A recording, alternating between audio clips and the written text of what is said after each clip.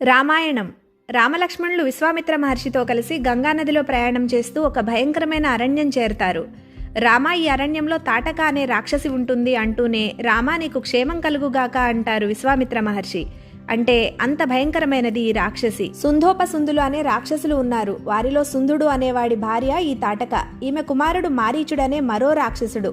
వాడిది ఇంద్రుడి పరాక్రమం. తాటక బ్రహ్మరాక్షసి, 1000 ఏనుగులు బలం కలది, కామరూపిణి, ఒకవైపు కనిపిస్తూ మరోవైపు యుద్ధం చేస్తుంది అని తాటక గురించి మహర్షి చెప్తుండగానే ఒక భయంకరమైన దుమ్ము లేపుతూ కంటికి కనిపించకుండా రాముడి మీదకి వస్తుంది తాటక. విశ్వామిత్రుడు ఒక భయంకరమైన గర్జన చేయగానే వెనక్కిపోతుంది. వెంటనే దాన్ని వధించు రామా, అది మామూలు రాక్షసి కాదు అని విశ్వామిత్రుడు రాముడికి చెప్తాడు. రాముడు మీ ఆజ్ఞ గురుదేవా, మీరు ఏది చెప్తే అది చేస్తాను అంటూ తాటకని ఎదుర్కొంటాడు.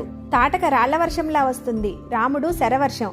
ఆ రాళ్లను ముక్కలు ముక్కలుగా చేస్తాడు. విశ్వామిత్రుడు మళ్లీ చెప్తాడు, రామ, రాత్రి సమయం అవుతుంది. రాక్షసుల శక్తి రాత్రి సమయాల్లో పెరుగుతుంది. అది ఆడది అని ఒకవేళ దాన్ని సంహరించొద్దు అనుకుంటున్నావేమో. లోకకంటకులైన రాక్షసులు ఆడవారైనా వారిని సంహరించడం ధర్మమే, ఇంకా చంపవేంటి అంటాడు. రాముడు మీ ఆజ్ఞ గురుదేవా అంటాడు. కానీ బల అతిబల విద్యలతో దానిని అవయవాలు ఖండిస్తూ దానితో యుద్ధం చేస్తూ ఉంటాడు. రాముడి ఆలోచన, గురువుగారికి కావాల్సింది యాగ సంరక్షణే కాని దాన్ని చంపడం ఎందుకు అని. ఒక దశలో దాన్ని చంపడమే ముగింపు అని నిర్ణయించుకుని అప్పుడు సంహరిస్తాడు రాముడు. ఒక్కో సమయంలో తండ్రి, గురువు ఎవరు చెప్పినా ధర్మం వైపే నుంచుంటాడు రాముడు.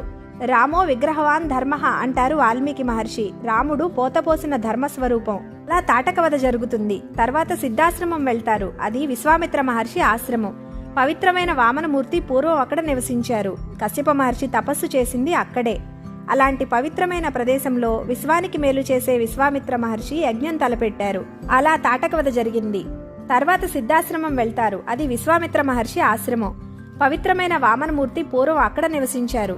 కశ్యప మహర్షి తపస్సు చేసింది అక్కడే. అలాంటి పవిత్రమైన ప్రదేశంలో విశ్వానికి మేలు చేసే విశ్వామిత్ర మహర్షి యజ్ఞం తలపెట్టారు. మహర్షి చెప్తారు రాముడితో, రామా, నేను 7 రోజులు దీక్షలో ఉండి పగలు రాత్రి ఈ యజ్ఞం చేస్తాను. మీ బాధ్యత యాగ సంరక్షణ.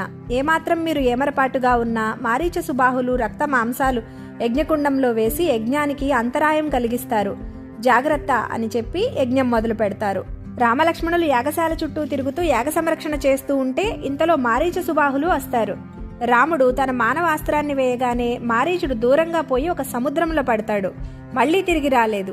రెండోవాడు సుబాహును తన ఆగ్నేయాస్త్రంతో వధిస్తాడు రాముడు. ఇంకా మిగిలిన రాక్షసుల్ని వాయువ్యాస్త్రంతో, మొత్తం రాక్షసులందరినీ ఒకేసారి కుప్పకూలిపోయేలా చేస్తాడు. అలా యాగ సంరక్షణ జరిగి పూర్ణాహుతితో యాగం నిర్విఘ్నంగా ముగుస్తుంది. తర్వాత కథ నెక్స్ట్ వీడియోలో. Thank you.